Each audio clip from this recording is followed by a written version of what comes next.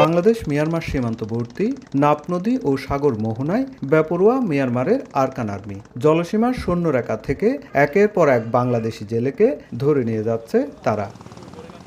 আরকান আর্মির হাতে এখন পর্যন্ত ৫১ জন জেলে জিম্মি রয়েছে। বৃহস্পতিবার বিকেলে মতবিনিময় সভায় এ তথ্য জানান Ramu sector commander colonel Mohiuddin. তাদের সাথে কোনো ফর্মাল রিলেশন আমাদের নাই,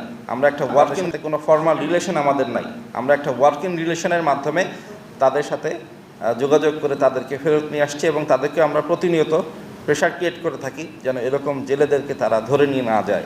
বাংলাদেশের সঙ্গে থাকা পুরো সীমান্তের নিয়ন্ত্রণ এখন মিয়ানমারের বিদ্রোহী গোষ্ঠী আরকান আর্মির হাতে। আর দেশটির অভ্যন্তরে সরকারি বাহিনীর সঙ্গে যুদ্ধ ও সংঘাতময় পরিস্থিতির মধ্যে সক্রিয় রোহিঙ্গাদের কয়েকটি সন্ত্রাসী গোষ্ঠীও। এ কারণে সীমান্তে আরকান আর্মির তৎপরতাও বৃদ্ধি পেয়েছে। আর সেই সুযোগে জেলেদের ধরে নিয়ে যাচ্ছে বিদ্রোহীরা।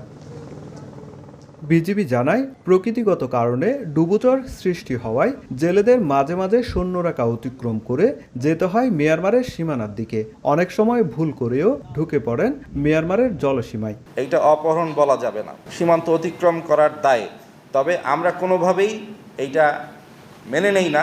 এদিকে সীমান্তে মানবিক কারণে কিছু অসহায় ও আহত রোহিঙ্গাকে বাংলাদেশে ঢুকতে দেওয়া হয়েছে বলে জানান বিজিবির রামু সেক্টর কমান্ডার। তবে সীমান্তে মাদক ও অনুপ্রবেশ ঠেকাতে কঠোর নজরদারি রয়েছে। গোলাগুলির কারণে, যুদ্ধের কারণে এখানে আহত হচ্ছে, অনেক নিহত, খুব গুরুতর মুমূর্ষ অবস্থা এসে থাকে, তাদেরকে কিন্তু আমরা বাংলাদেশে অনুপ্রবেশ করতে দেই। জেলেদের নিরাপত্তা নিশ্চিত করতে সর্বোচ্চ চেষ্টা চালিয়ে যাচ্ছে বর্ডার গার্ড বাংলাদেশ। তবে সচেতন না হলে ঝুঁকি থেকেই যাচ্ছে সাগরে মাছ ধরতে যাওয়া জেলেদের জন্য। সীমান্ত ক্রস করে মিয়ানমার